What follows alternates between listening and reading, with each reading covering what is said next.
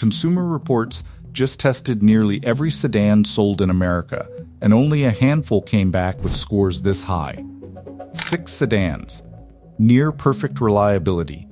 And by the time we get to number 1, you're going to understand exactly why German luxury brands are having a rough year on this list. Because the sedan that beat all of them costs less than half the price. Let's get into it. Quick context before the list, because it changes how you should read every number I'm about to give you. Consumer Reports pulled this from data on roughly 380,000 real vehicles, studying 20 specific trouble areas. Everything from annoying software glitches to engine and transmission failures, serious enough to leave someone stranded. Each model gets a predicted reliability score from 1 to 100. Anything in the 70s is genuinely excellent. Anything under 50 means you're rolling the dice. Keep that scale in your head, because the gap between number 6 and number 1 on this list is bigger than you'd expect. One more thing before we start, because it's the question everyone asks in the comments on these lists. Reliability and safety are not the same measurement, and neither one guarantees the other. A car can score high on crash tests and still land you with a $5,000 transmission bill, and a car with a mediocre reliability score can still protect you perfectly in an accident. Every sedan on this list happens to score well on both, which is part of why they made the cut. But don't assume one score implies the other on a car that isn't on this list. Number 6, the Hyundai Elantra Hybrid. This one shocks people every single time it comes up, because Hyundai spent decades being cross-shopped as the budget option, not the reliable one. That reputation is dead. The Elantra Hybrid landed among the top-ranked sedans in Consumer Reports' latest reliability survey, and Hyundai backs it with warranty coverage that beats almost every competitor on this list, which tells you the manufacturer itself is confident enough to put real money behind it. Quick fact most buyers don't know: Hyundai's powertrain warranty on this model can transfer with fewer restrictions than some competitors, which matters more than people realize when it comes time to resell. Number 5, the Toyota Corolla. The best-selling nameplate in automotive history didn't get there by accident.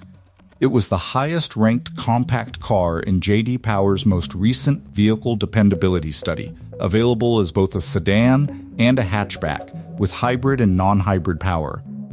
Generation after generation, this is the car that just doesn't give people a reason to complain, which, in a list built entirely on complaint data, is exactly the point. There's even a genuinely quick hot hatch version of this platform for anyone who assumed reliable automatically meant boring. Number 4, the Honda Civic. If the Corolla is Toyota's answer to make something that never breaks, the Civic is Honda's version of the same philosophy, executed just as well. Honda landed among the top 5 brands for reliability in Consumer Reports' most recent rankings, and separately ranked among the lowest 10-year maintenance costs of any manufacturer tracked. The Civic inherits every bit of that reputation, with the added bonus of actually being fun to drive, a combination that's rarer than it should be. Here's a detail worth knowing. The current generation's rear suspension design is fully independent, which is part of why it handles noticeably better than sedans in its price range that cut corners there. Stick with me, because number 3 is where this list stops being about compact cars and starts getting genuinely surprising. Number 3, the Toyota Camry. Here's a stat that should stop you cold. After Toyota redesigned the Camry for 2025, its reliability score actually dropped to average, landing at 56 out of 100. 1 year later, it's back up to 74, tied with the Honda Accord for second place in its entire category. That's not a coincidence. That's Toyota catching a redesign problem and fixing it fast, in real time, in a single model year, and it's exactly the kind of manufacturer behavior that separates a brand you can trust from one that lets problems linger for years. The redesign also dropped the V6 entirely in favor of standard hybrid power, with all-wheel drive still available as an option, a rare combination of better fuel economy and more capability at the same time. If you're shopping used, That means a 2025 or newer Camry is a genuinely different and now genuinely stronger bet than the generation right before it. Number 2. The Honda Accord. Tied with the Camry at that same 74 score, the Accord has spent decades as the sedan people buy when they want to stop thinking about their car entirely. It just works. Reliable powertrains, a reputation that's been earned generation after generation, and the kind of ownership experience where the biggest complaint most owners have is that it's a little boring. Which, when you're talking about avoiding 5-figure repair bills, might be the highest compliment a car can get. Fun fact that surprises people cross-shopping this one, the Accord has offered a hybrid powertrain for years now, and it's the version most owners report being happiest with, both for fuel economy and for the smoothness of the power delivery. And number 1, the Toyota Crown. This is the one very few people saw coming, because most buyers haven't even cross-shopped it yet. It sits above the Camry and the Accord on Toyota's own reliability chart. Literally the best scoring model in its entire size category, beating out nameplates that have decades more brand recognition behind them. Distinctive styling, genuinely upscale presence for the price, and Toyota's engineering discipline applied to a model most shoppers still don't know exists. That obscurity is exactly your advantage. Less demand means less competition when you go looking for one, at a price nowhere near what a German luxury sedan with a worse reliability score would cost you.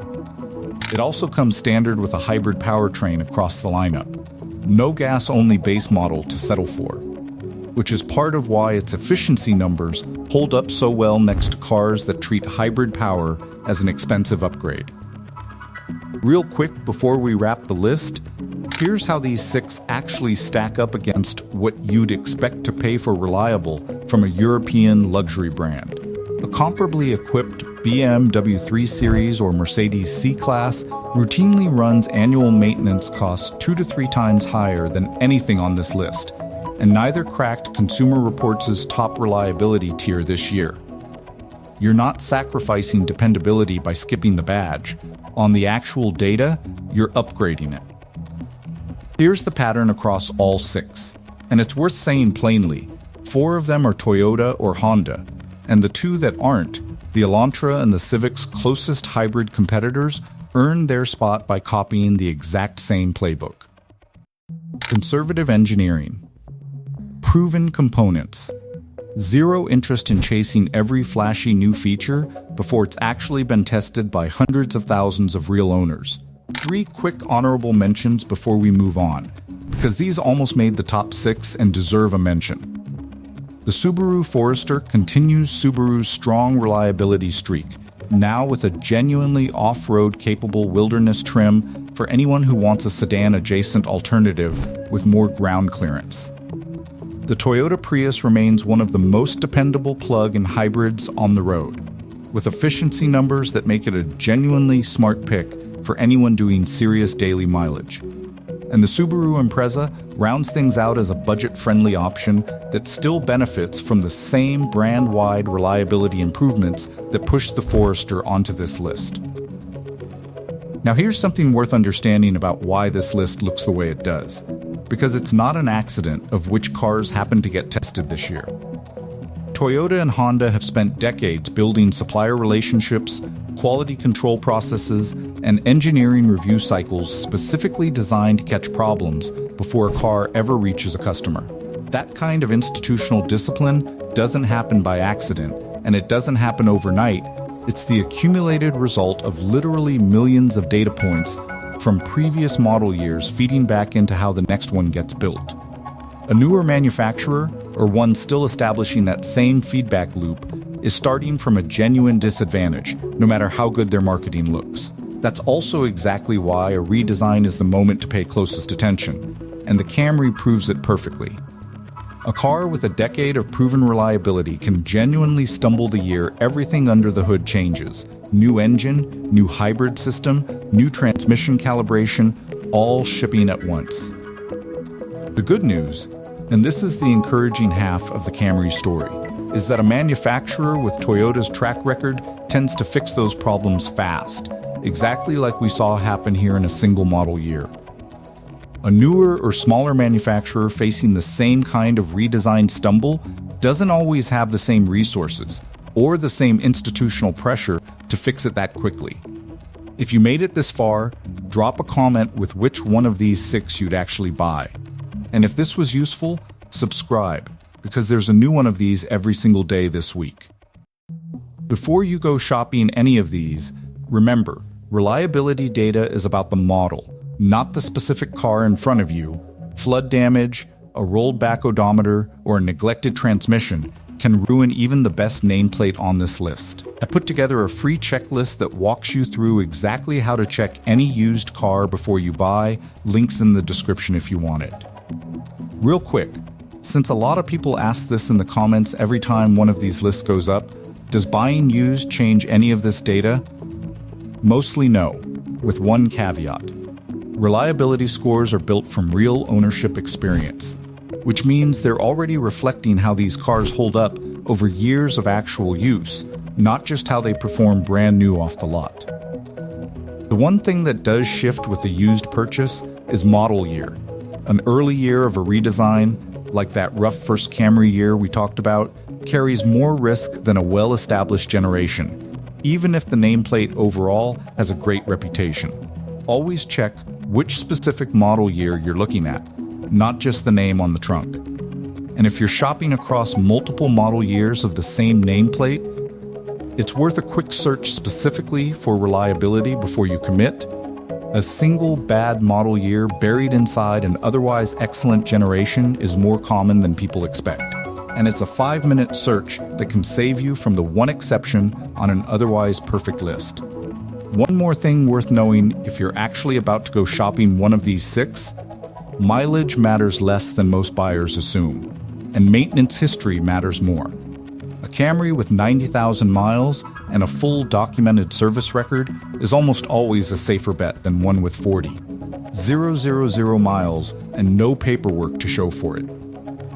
These reliability scores assume normal maintenance was actually performed, skip enough oil changes on even the most bulletproof engine on this list, and you can absolutely turn a nearly perfect car into a genuine problem child. Here's one last angle worth thinking about before you commit to a specific model from this list. Resale value tends to track reliability almost perfectly over time, which means buying one of these 6 isn't just protecting you from repair bills, it's protecting the money you'll get back when you eventually sell. A Corolla, Civic, or Camry with clean history holds its value dramatically better than a comparably aged sedan with a shakier reliability reputation, because buyers 2 or 3 years from now will be looking at the exact same data you're looking at right now. There's always another car for sale. Now you know 6 that have actually earned their reputation with real data behind them. I'll see you in the next video.